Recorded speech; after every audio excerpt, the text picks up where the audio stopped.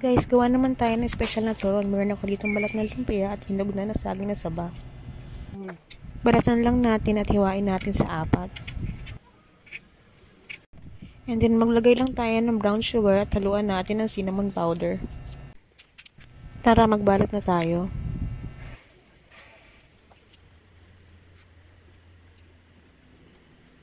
O ayan, marami na akong nagawa. Pwede na tayo magprito.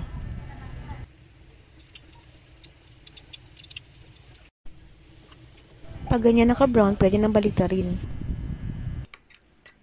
O ayan, luto na. Tara na, mag-plating na tayo.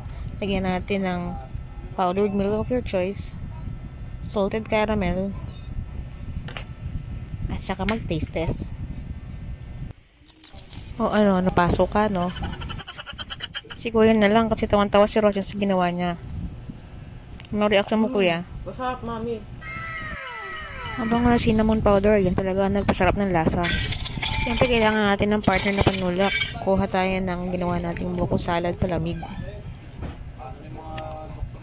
Halu-haluin lang.